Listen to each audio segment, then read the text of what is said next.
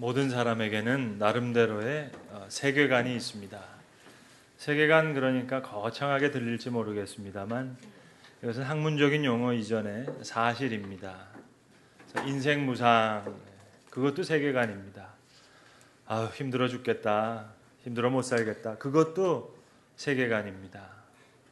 또는 가을 정취를 아주 만끽하면서 참 세상이 아름답구나 그렇게 느끼는 것도 그것도 세계관이라 할 수 있겠습니다. 그러니까 사람들은 나름대로의 세계관을 가지고 있습니다. 근데 대략 이 세계관을 크게 대별해서 본다면 한 세 가지 정도로 생각할 수 있겠습니다. 하나는 염세주의적인 세계관이 있고, 또 다른 하나는 이제 낙천주의적인 세계관이라고 하겠습니다. 그리고 세 번째 우리가 가지고 있는 신앙적 세계관이라는 것이 있습니다. 이른바 여러분 이 염세주의적인 이 세계관, 인생 무상, 모든 게 헛되다, 허무하다 그런 관점입니다. 세상을 이렇게 염세적으로 보시는 분들은 모든 것을 슬프고 괴로운 일로 느끼게 됩니다. 그래서 새가 쥐저기는 모습을 보면서도 기분이 좋으신 분들은 새가 노래한다 그렇게 느끼지만, 마음이 우울하신 분은 너는 무슨 그렇게 슬픈 사연이 있어서 오늘도 이렇게 처절하게 우냐 그렇게 생각합니다. 여러분, 새가 우는지 웃는지 어떻게 알 수 있어요? 자기 마음대로 생각하는 겁니다. 세상을 염세적으로 그렇게 느낍니다. 그래서 모든 것을 어둡게, 또 무상하게, 또 이렇게 허무하게, 좀 더 나아가서는 깊은 절망으로 그렇게 이어지게 됩니다. 아무 소망 없다, 쓸모없다 이렇게 세상을 바라보게 됩니다. 반면에 낙천주의적인 그런 세계관이 있습니다. 유토피아니즘 그렇게 부를 수도 있겠습니다. 좋은 일이 있을 거라고, 살다 보면 좋은 일이 있다고 생각합니다. 낙천적이에요. 모든 일 매사를 좋게 보려고 생각합니다. 그러나 엄밀히 따지면 아주 막연한 생각입니다. 그래서 대체적으로 그저 막연하게 좋은 일이 올 거라 그렇게 생각합니다. 역사적인 인물들을 가만 보면 여러분 독재자들이 거의 이 낙천주의적인 세계관을 가진 사람입니다. 나를 따르라, 좋은 세상이 올 거다. 그리고 사이비 교주들이 가만 보면 낙천주의적인 그런 세계관을 갖고 있습니다. 나를 따르라, 천지개벽할 때 내가 잘 살게 해주마, 그런 소리들이 일련의 낙천적인 세계관이라고 하겠습니다. 공산주의, 그것도 역시 이데올로기적으로 보면 유토피아니즘입니다. 좋게 될 것이라고, 좋게 발전할 것이라고, 뚜렷한 근거 없이 막연하지만 그래도 미래는 좋을 것이라 그렇게 예측합니다. 아름다울 거라고, 잘 될 거라고 그렇게 생각하는 세계관이 있습니다. 이에 반해 우리가 가지고 있는 이 신앙적 세계관이 있습니다. 우리는 하나님의 약속을 믿습니다. 그 약속에 의해서 오늘을 해석합니다. 현재의 고통, 그걸 부인하는 게 아니에요. 현재의 고통 분명히 인정합니다. 그러나 이 고통이 절대로 무의미한 것이 아니다. 하나님의 깊은 섭리 가운데, 경륜 가운데, 그분의 깊은 지혜 가운데 오늘 이 모양 저 모양의 일이 있다. 그렇게 생각합니다. 그래서 소위 미래를 두고 이야기할 때 futurology라고 해서 미래학이라는 게 있습니다. 그러나 신학에서는 eschatology, 종말론이라고 부릅니다. 여러분, 이 미래학과 종말론, 그 학술적인 차이를 오늘 이 시간 다 이야기할 수 없겠습니다만 간단히 이야기해서 미래학이 이야기하는 미래, 결론이 뭔 줄 아세요? 미래학이 말하는 미래, 그 미래 잘 모르겠다는 겁니다. 잘 모르겠다는 게 미래학의 결론이에요. 그러나 종말론은 다릅니다. 분명히 안다는 겁니다. 약속된 종말, 주께서 말씀하신 그 종말을 먼저 생각하고 그것에 의해서 오늘을 비추어 보는 겁니다. 영원한 승리가 있어요. 영원한 생명이 있어요. 그것을 가지고 오늘을 살아가는 겁니다. 하나님께서 세상을 지으실 때 모든 것을 창조하시고 참 좋았더라, 그렇게 아름다웠더라 얘기하셨습니다. 오늘도 복잡한 문제가 많이 있지만 깊은 세계에서 보면 하나님의 뜻이, 오묘하신 뜻이 지금 잘 이루어지고 있습니다. 한치의 오차 없이 틀림없이 주님의 뜻은 그대로 이루어질 것입니다. 지금 우리가 보기에 다소 일이 뒤죽박죽인 것 같고 많은 일들이 곤두박질 치는 것 같지만 하나님의 오묘한 경륜 가운데서는 역사를 주관하시는 하나님의 오른 장중 안에 이 역사가 있습니다. 지금은 무엇이 안 되는 것 같아도 끝에 가면 마지막에서 하나님은 당신의 백성을 구원해 내실 거예요. 그리고 하나님의 뜻은 이 땅에 분명히 이루어질 것입니다. 하나님의 나라가 이 땅에 이루어질 것, 그것을 우리는 믿습니다. 그리고 오늘 현실을 통해서 여러 가지로 확인합니다. 간증하듯이 살아갑니다. 이것이 신앙적 세계관입니다. 그런데 오늘 특별히 오늘 본문을 쭉 자세히 읽어 나가노라면 이 본문 가운데 우리가 강하게 받는 인상이 있습니다. 가만히 보시면 이 오늘 본문에도 아주 강한 염세적인 세계관이 보이는 것 같기도 합니다. 그런가 하면 동시에 아주 초월적으로 아주 높은 낙천적인 세계관도 엿보이는 것 같습니다. 본문은 이렇듯이 염세적인 면도 분명하게 드러나고 또 낙천적인 면도 둘 다 함께 가지고 있는 그런 본문처럼 보여집니다. 성경에도 보시면 먼저는 피조물이 허무한데 굴복한다 그렇게 말합니다. 탄식하고 신음하고 있다고 말합니다. 병들어 죽어가고 있습니다. 사람만이 아니라 온 세계가 지금 탄식하고 신음하고 있다. 요즘은 중국발 스모그가 아니라 미세먼지가 아니라 초미세먼지 그게 있다면서요. 그게 걱정이라면서요. 이건 마스크로도 걸러지지 않는답니다. 그러니까 먼지까지도 지금 다 탄식하고 신음하고 있는 거예요. 오늘 본문에 나오는 이 피조물이라는 말은 아주 넓은 의미의 뜻을 가진 말입니다. 사람뿐만이 아니라 동물도 식물도 자연도 다 해당되는 말이에요. 모두가 다 탄식하고 신음하고 있다. 또 허무에 굴복하고 있다. 또 오늘 성경에 보시면 피조물이 다 썩어짐의 종노릇한다. 그러니까 이 신앙적인 세계관이란 이렇듯 고통을 분명하게 인정합니다. 그대로 인정하는 거예요. 고통을 부인하는 게 아닙니다. 그대로 인정합니다. 그러나 동시에 여기에 영광된 소망이 있습니다. 고통을 받고 있지만 피조물들이 바라는 바가 있어요. 소망을 간절히 바란다는 거예요. 구원을 간절히 바란다는 거예요. 영광된 소망을 우리 믿는 자들은 바라고 있습니다. 그래서 소망과 구원을 간절히 바란다는 anxiously waiting 이렇게 번역되고 있는 이 헬라어 원문은 이 아포칼라토키아라는 말입니다. 이 아포칼라토키아라는 말은 손을 이마에 얹고 멀리 있는 지평선을 이렇게 내다보는 거예요. 지금 아직은 배가 오지 않습니다. 오래 기다려도 배가 오지 않아요. 그러나 분명히 배가 들어올 것을 알고 있습니다. 그 약속을 근거해서 지금 기다리고 있습니다. 지금 캄캄한 밤입니다. 그러나 아직 새벽이 오지 않았습니다. 그러나 새벽이 올 것은 분명합니다. 그렇게 확실하기 때문에 이마에 손을 얹고 멀리 지평선을 바라보는 그 간절한 바람. 여러분, 소원과 소망은 이거는 비슷한 얘기 같지만 완전히 다른 얘기입니다. 소원은 내 욕구입니다. 내가 원하는 바입니다. 그러나 소망은 그 근거가 달라요. 약속이 주어졌어요. 하나님의 말씀 안에 주어진 약속이 있습니다. 그 약속을 근거해서 우리가 기다리는 것. 이게 소망입니다. 하나님의 약속이 있어요. 그래서 기다립니다. 오늘 성경은 나뿐만 아니라 모든 만물이 간절히 기다리는 영광된 소망이 있다. 근데 만물이 탄식을 한대요. 근데 피조물이 이렇듯 허무한데 굴복하는 것은 자기 뜻이 아니라는 겁니다. 썩어짐의 종로를 사는 것이 못마땅해서 지금 만물이 탄식하고 있는데, 그러나 이제 이 모든 피조물들이 그로부터 자유하기를 원한다는 겁니다. 그래서 본문 21절은 말씀하기를 그 바라는 것은 피조물도 썩어짐의 종로를 하는 데서부터 해방돼서 하나님의 자녀들의 영광된 자유에 이르는 것이니라.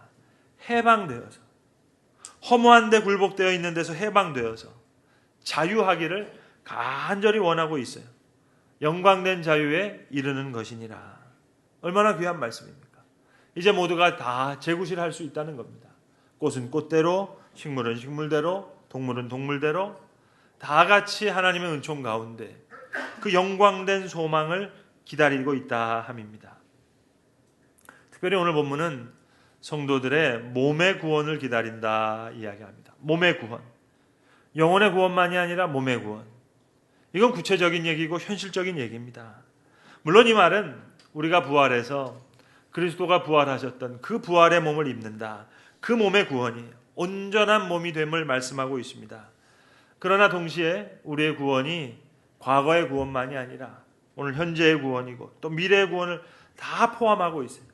영의 구원만이 아니라 몸의 구원까지. 영적인 구원만이 아니라 구체적인 현실적인 구원.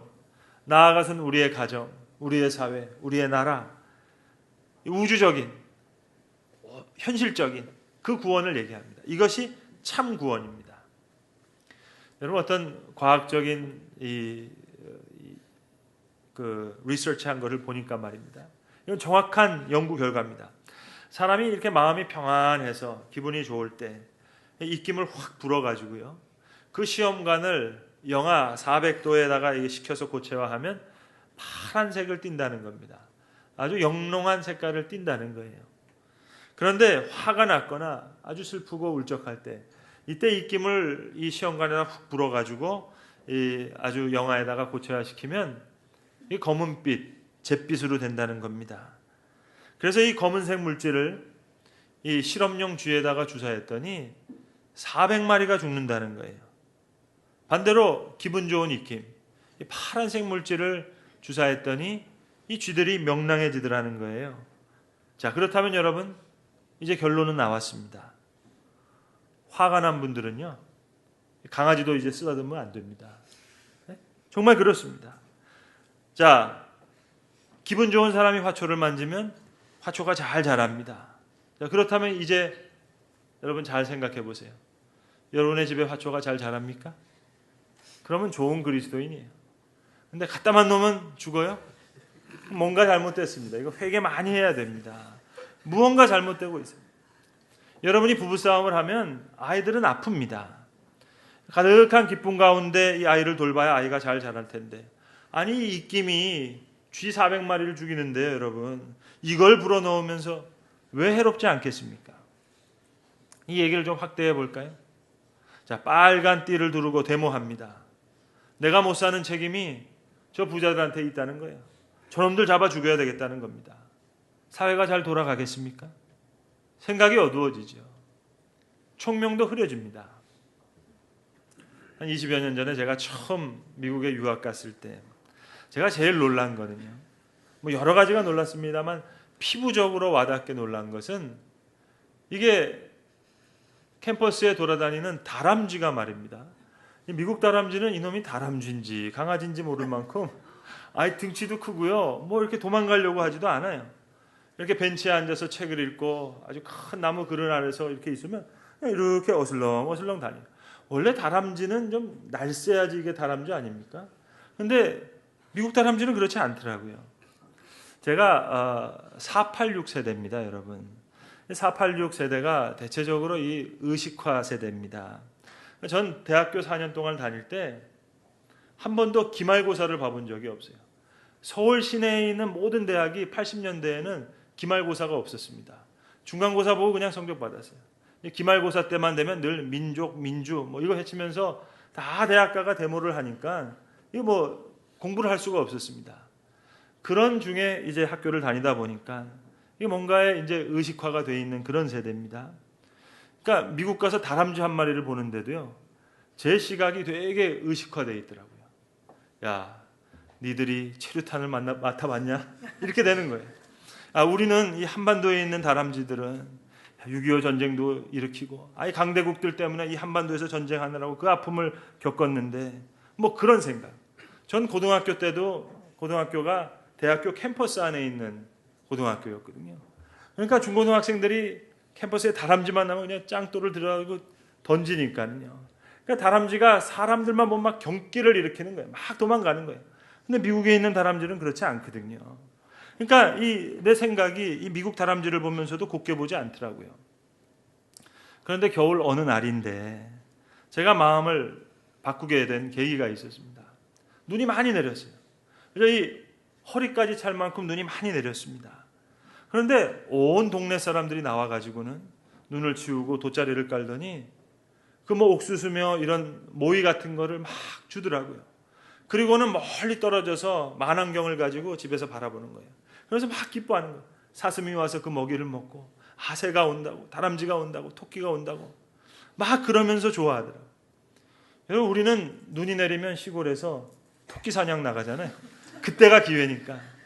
근데 저 사람들은 야, 눈이 오면 짐승이 굶어 죽을까 봐 걱정을 해요. 그러니까 짐승도 복받고 야, 자연도 복을 받는구나.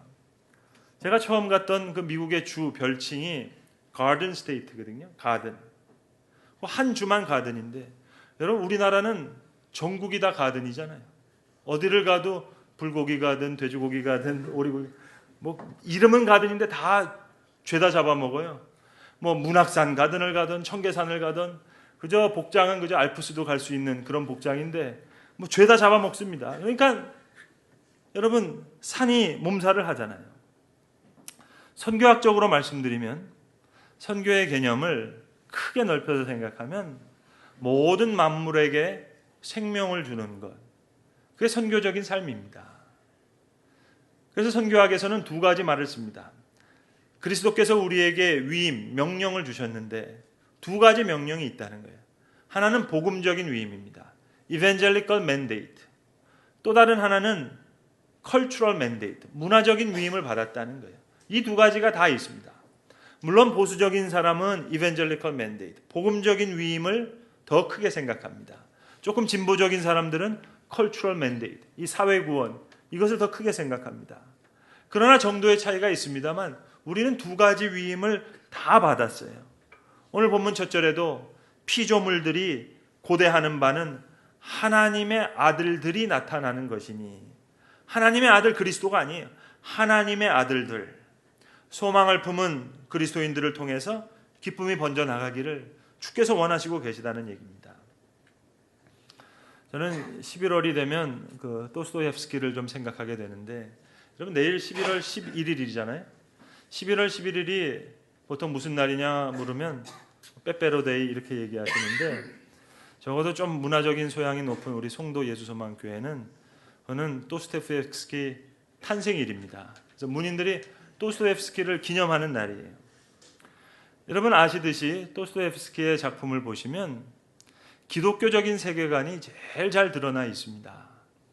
이 도스토옙스키가 죽기 바로 1년 전에 쓴 그 대표작인 그 작품이 까라마초프가의 형제들이라는 작품인데, 그 작품에 보시면 아버지 밑에 네 형제가 나옵니다. 첫 번째 아들인 맏아들인 이 드미트리라고 하는 아들은 아버지랑 똑같아요. 아주 욕정을 가지고 있는 대표적인 인물입니다. 돈 좋아하고요, 여자 좋아하고요, 아주 정욕에 사는 아주 본능적인 인간을 대표하는 그런 대표상입니다. 그래서 이 맏아들과 아버지가 같은 유산을 놓고 서로 싸우기도 하고요, 한 여자를 놓고 아버지와 맏아들 드미트리가 계속 싸웁니다. 그리고 이제 두 번째 부인에게서 얻은 둘째 아들, 셋째 아들이 있어요. 근데 이 둘째 아들과 셋째 아들은 완전히 다릅니다. 둘째 아들 이반은 지성과 이성이 충만한 사람이에요. 당시의 러시아의 젊은 세대를 대표하는 사람입니다. 그래서 무신론자인 둘째 아들 이반이 등장합니다. 셋째 아들 아로샤라고 하는 인물은 태어나기는 태어났지만 집에서 자라지는 않습니다. 수도원에서 자랍니다. 신앙이 깊은 장로님 밑에서 아주 철저한 그리스도의 신앙을 갖고 자라가는 그런 사람입니다. 마지막 넷째 아들, 그 네 번째 아들이 스멜자코프라고 하는 사생아예요. 이 아버지가 백치 여인에게서 관계를 가져서 낳은 사생아입니다. 그러니까 자기 운명을 저주하면서 늘 간질에 쓰러지는 사람인데, 기회 있는 대로 아버지를 죽이려고 하는 그 불안의 씨입니다. 그러니까 복수와 저주로 삶을 해석하는 당시 러시아의 버림받은 계층을 대변하는 인간상입니다. 어느 날 밤 기회를 잡았던 이 네 번째 아들 스멜자코프가 자기 아버지를 죽이고 돈을 훔쳐서 달아납니다. 그런데 아버지와 같은 여자를 놓고 돈을 놓고 싸웠던 맏아들 드미트리가 의심을 받아요. 그리고 유죄 선고를 받아서 이제 시베리아로 유배를 떠나게 됩니다. 무신론자였던 둘째 아들 이반은 미쳐버립니다. 자신의 어줍지 않은 이 무신론이 이 바보 같은 스멜자코프를 자극해서 아버지를 죽이게 했다. 그 죄책감에 사라져서 미쳐버립니다. 이 스멜자코프도 재판 전날 자기의 이 죄책감 때문에 이걸 자살함으로 속죄하려고 합니다. 그러니까 제대로 된 아들은 셋째 아들 아로샤밖에 없는 거죠. 그가 억울하게 떠나는 형을 쫓아서 시베리아로 갑니다. 그러니까 도스토옙스키 편에서는 무너져가는 러시아, 또 죽어가는 러시아인, 또 이것을 고발하는 작가적인 외침이 바로 이 까라마조프가에 있는 형제들이에요. 그리고 그의 웅면적인 외침은 바로 이 아로샤라고 대표될 수 있는 그가 믿었던 그리스도를 통한 구원의 소망만이 러시아가 살 길이다. 도스토옙스키는 지금 그걸 외치고 있는 겁니다. 여러분, 까라마초프가만 그렇겠어요? 우리 김씨, 이씨, 박씨, 우리나라 사회 국가도 결국은 믿는 이 신앙의 세계관의 소망이 있는 것입니다. 피조물이 바라는 것, 그것도 역시 소망과 구원이에요. 다 신음하고 있어요. 다 탄식하고 있어요. 여러분, 혹 여러분 집안에 있는 자녀분들이 수능 봤습니까? 야, 시험 잘 봤냐? 이번에 수능 무지 어려웠다는데. 여러분 덜덜덜 떨지 마세요. 야, 걱정 마라. 100년씩 살 텐데 그런 기회 많다. 살아보니까 그거 별거 아니더라. 공부 잘하고 못하는 거. 그저 건강하고 친구랑 사이좋게 지내고 그리고 하나님의 일하는 사람 되라. 그래야지 여러분 자녀들이 소망 중에 자라날 거 아니겠어요? 여러분 음식 하나를 드실 때도요, 맛있게 드세요. 언젠가 한 번은 의사 선생님이신 우리 집사님 한 분하고 냉면을 먹으러 갔는데요.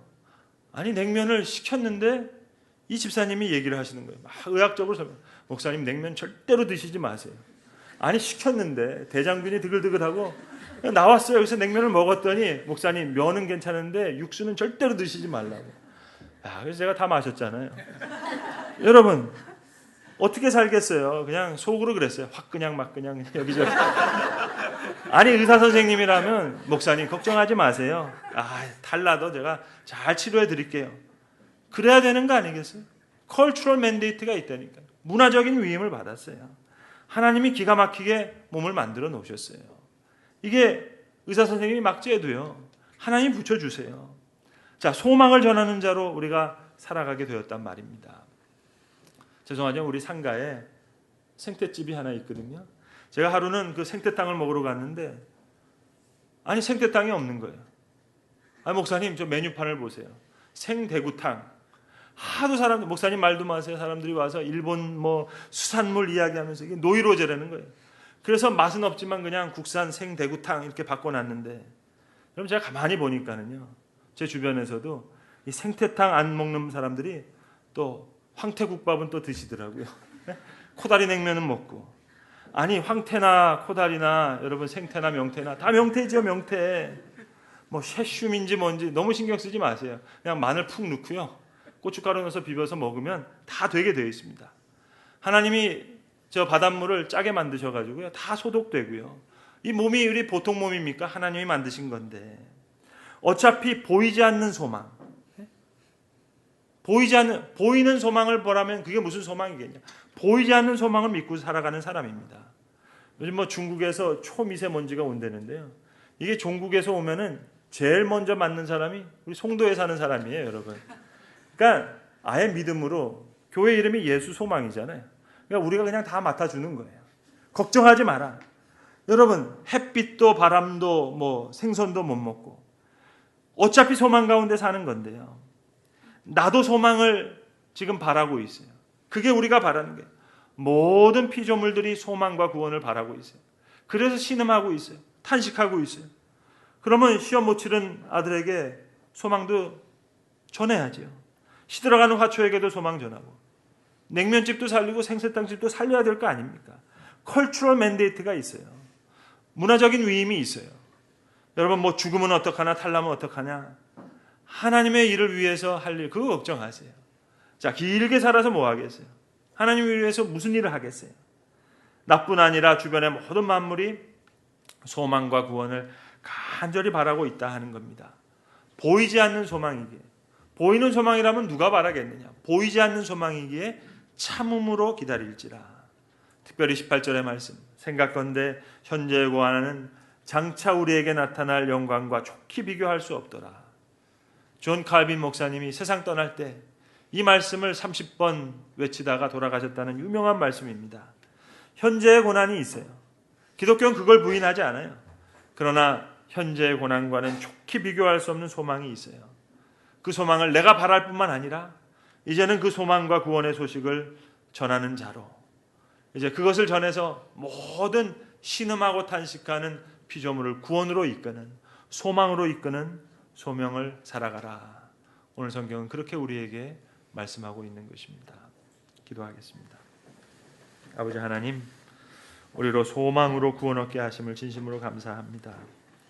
허무한데 굴복하며 탄식하며 신음하는 저희들에게 주님 소망을 주실 뿐만 아니라 이 모든 피조물이 신음하고 탄식한다 했는데 주님, 우리 소망과 구원의 담지자로, 그 구원의 소식을 간직한 자로 이제는 좋은 소식을 전하며 아름다운 소식을 전파하며 소망과 구원을 우리의 모든 피조물들에게 나누어 주는 그런 주의 사람으로 살게 하여 주시옵소서. 우리 주 예수 그리스도의 이름으로 기도합니다. 아멘.